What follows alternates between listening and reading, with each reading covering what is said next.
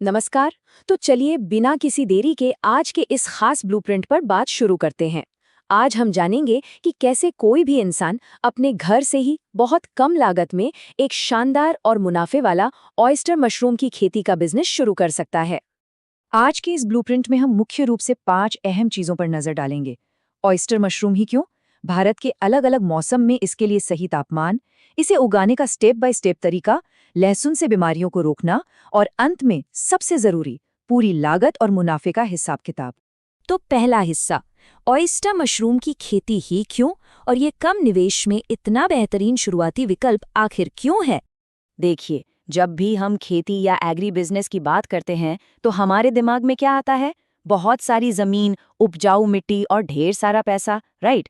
लेकिन oyster mushroom पूरी तरह से गेम चेंजर है। इसके लिए ना तो कोई खास मिट्टी चाहिए, ना ही बहुत बड़ी जगह। ये धान के सूखे भूसे जैसे कृषि अपशिष्ट पर बड़ी आसानी से और बहुत तेजी से उग जाता है। कम लागत और शुरुआती लोगों के लिए शानदार प्रॉफिट मार्जिन, यही इसकी खासियत है। आगे बढ़ते हैं हमारे दूसरे पॉइंट पर, मौसमी तापमान और वृद्धि गाइड, यानी इसे विभिन्न मौसमों में कैसे उगाया जाए। अब ये बहुत दिलचस्प है। आपको महंगी एसी मशीनों में लाखों रुपए फंसाने की बिल्कुल जरूरत नहीं है। बस मौसम के हिसाब से सही बीज चुनिए। जैसे अगर गर्मियां हैं और तापमान 20 से 28 डिग्री के बीच है तो सफेद ऑयस्टर लगाइए। वहीं सर्दियों में जब तापमान 18 से 22 डिग्री हो तो काली ऑयस्टर चुनिए।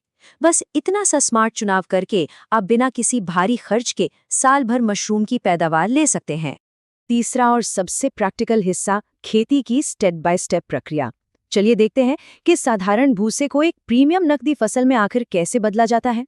तो काम शुरू करने के लिए हमें बहुत ही बेसिक और सस्ती चीजें चाहिए। करीब 2 किलो बिल्कुल सूखा सुनहरे पीले रंग का धान का भूसा। ध्यान रहे, इसमें जरा भी नमी नहीं होनी चाहिए। इसके अलावा 45 बाई 20 सेंटीमीटर के पारदर्शी पॉली बैग, मशरूम के बीज जिन्हें स्पॉन कहते हैं, और पानी उबालने के लिए एक ड्रम जैसी छोटी मोटी चीजें। सामान इकट्ठा करने के बाद सबसे अहम काम है सबस्ट्रेट तैयार करना, यानी मशरूम के लिए एक साफ घर बनाना। भूसे को छोटे छोटे टुकड़ों में काटकर पहले ठंडे पानी में भिगोया जाता है। उसके बाद इसे 70 से 80 डिग्री सेल्सियस गर्म पानी में करीब आधे घंटे तक उबाला जाता है। ऐसा क्यों करते हैं? ताकि कोई भी हानिकारक बैक्टीरिया या फंगस पूरी तरह से खत्म हो जाए। फिर इसका अतिरिक्त पानी निचोड़कर इसे किसी साफ फर्श पर ठंडा होने के लिए छोड़ देते हैं। अब आती है बैगिंग और स्पॉनिंग। हवा पास होने के लिए पॉली बैग में कुछ छोटे छोटे छेद करने के बाद हम इसमें भूसा और बीज भरते हैं। यहाँ एक बहुत जरूरी नियम याद रखिए, बीज हमेशा 2% के हिसाब से डाले जाते हैं। मतलब हर 1 किलो भूसे पर सिर्फ 20 ग्राम बीज। इसे बिल्कुल एक केक की परतों की तरह सेट करना है। पहले भूसे की एक लेयर, फिर किनारों पर बीज, फिर भूसा। कुल मिलाकर भूसे की 5 और बीज की 4 परतें बनानी है। इसके बाद बस बैग को कसकर बांधिए और लगभग 25 डिग्री तापमान वाले एक अंधेरे कमरे में रख दीजिए। और फिर जादू देखिए, ये प्रोसेस इतना तेज है कि आप हैरान रह जाएंगे। सिर्फ 15 से 18 दिनों में पूरा भूसा एक सफेद जाले, जिसे माइसीलियम कहते हैं, उससे ढक जाता है। उसके बाद बैग खोलकर हल्का सा पानी छिड़किए और अगले 3 से 5 दिनों में आपके शानदार मशरूम कटाई के लिए बिल्कुल तैयार हो जाएंगे। इतनी जल्दी रिटर्न शायद ही किसी और फसल में मिलता हो। चौथा पॉइंट, लहसुन से संदूषण यानी कंटामिनेशन को रोकना। ये मशरूम बेड को बचाने का एक बहुत ही शानदार और पूरी तरह से जैविक तरीका है। देखिए, हमने भूसा उबाल तो लिया, लेकिन फिर भी कभी कभी अवांछित फंगस आ ही जाते हैं। तो इसका इलाज क्या है? महंगे केमिकल? जी नहीं। कृषि विशेषज्ञों के पास एक गजब का देसी जुगाड़ है। बस 50 ग्राम लहसुन को पानी में ब्लेंड करके उसका अर्क निकाल लीजिए।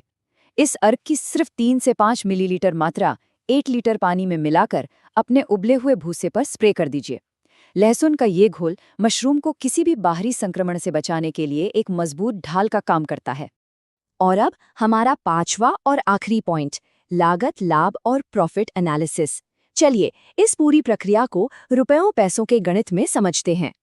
एक बहुत ही सफल किसान ने गांव जंक्शन पर एक कमाल की बात कही थी, शुरुआत हमेशा छोटे और मौसमी पैमाने पर करें।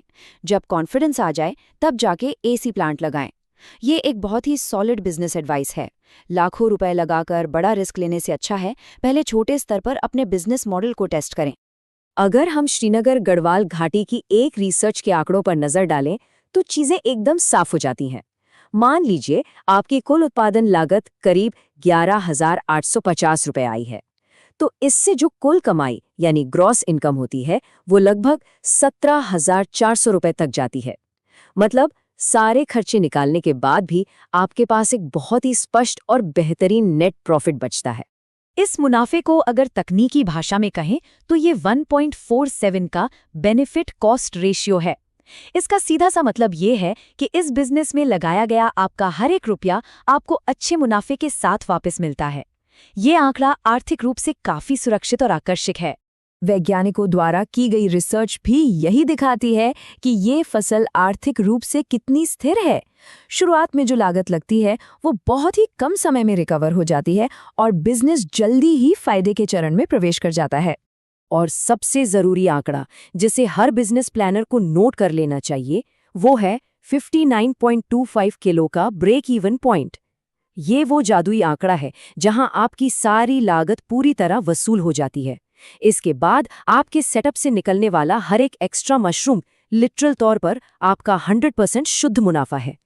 तो सोचने वाली बात ये है, जब हम बेकार पड़े कृषि अपशिष्ट को 45 दिनों से भी कम समय में एक भारी मुनाफे वाले सुपर न्यूट्रिशियस बिजनेस में बदल सकते हैं, तो फिर आज ही अपना पहला बैच शुरू करने से हमें क्या रोक रहा है? ये मॉडल साबित करता है कि एग्री बिजनेस में सफल होने के लिए आपके पास बहुत सारा पैसा या जमीन होना जरूरी नहीं है, बस एक सही ब्लूप्रिंट चाहिए जो अब आपके पास है। तो क्या आप इस अवसर को भुनाने के लिए तैयार हैं? आज के सफर में हमारे साथ जुड़ने के लिए बहुत बहुत धन्यवाद।